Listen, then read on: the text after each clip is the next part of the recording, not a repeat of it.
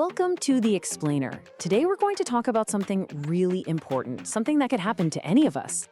What do you do when your bank, the place you trust with your money, asks you to do something that's, well, just not safe? Okay, just picture this. Your bank account is frozen. You can't access your money. And the only way they say you can fix it, email them a copy of your passport. Seriously, would you do it? This isn't just a what-if scenario. This really happened. All right, so let's dig into the real case that kicked this whole conversation off. Yep, it's true. A number of customers at Tangerine Bank, a pretty big online bank here in Canada, found their accounts suddenly blocked. And the one and only solution they were given, you guessed it, email a copy of their passport or driver's license to some verification email address. Yikes. Now, this should set off alarm bells for pretty much everyone. So let's get really clear on why asking you to do this is a huge problem. You know, the easiest way to think about this is with an analogy. Sending a regular email, that's basically like sending a postcard.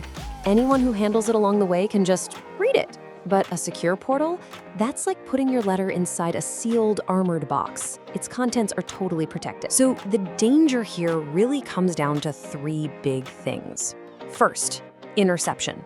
Hackers can literally grab that unencrypted email right out of the air while it's traveling.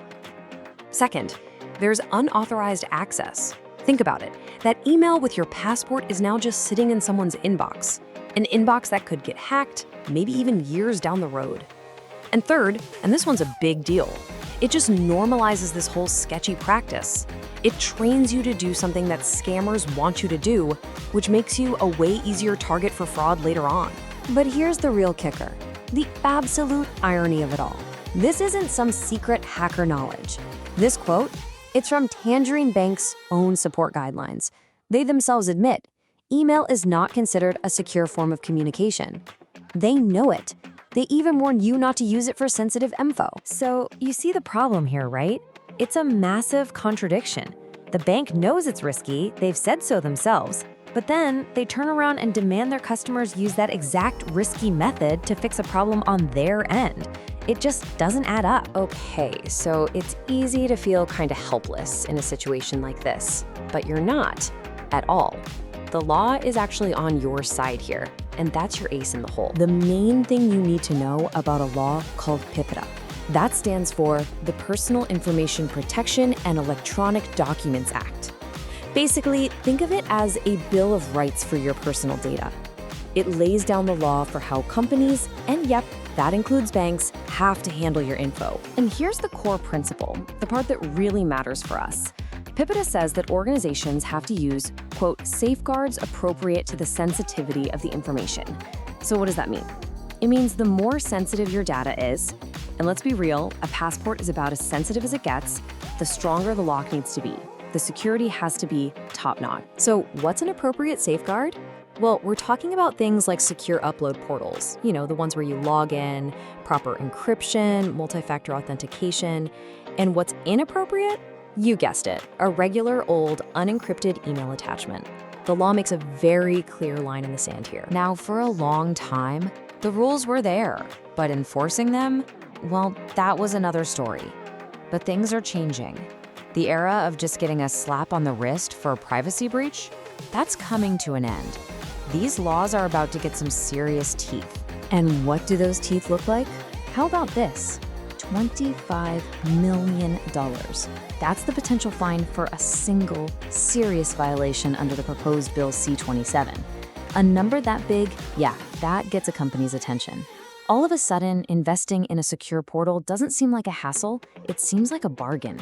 Okay, so now you know the risks, and you know your rights. That's great.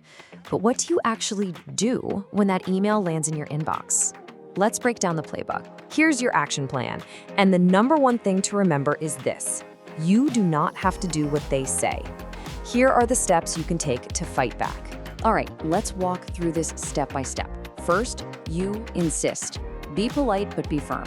Say no to email and demand a secure alternative, like a portal. Step 2, you file.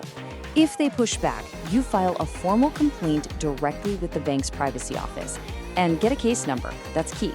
Step 3, you escalate. You take that case number and go straight to the Office of the Privacy Commissioner, the OPC. Filing a complaint there is totally free. Step 4, you cite your rights. In every email, every phone call, you mention PIPEDA. That signals you know what you're talking about. And finally, step 5, consider walking away. If your bank won't take your security seriously, it might be time to find one that will. And you know, when you do this, you're not just looking out for yourself. What you do here has a much bigger impact. Think about the ripple effect. When you refuse to use email for this stuff, you're protecting your own identity from getting stolen. When you file a formal complaint, you're forcing the bank to actually be accountable.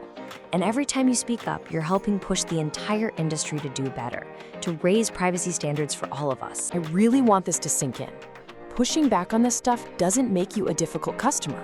Not at all. It makes you a responsible one. You're not just protecting your own data, you're doing your part to make the system safer for everyone. So I'll leave you with this question. Is your bank taking your privacy seriously enough, or are they cutting corners? The good news is, now you know what to look for. You have the knowledge, you have the tools, and you know you have the right to demand better. Thanks for joining me on The Explainer.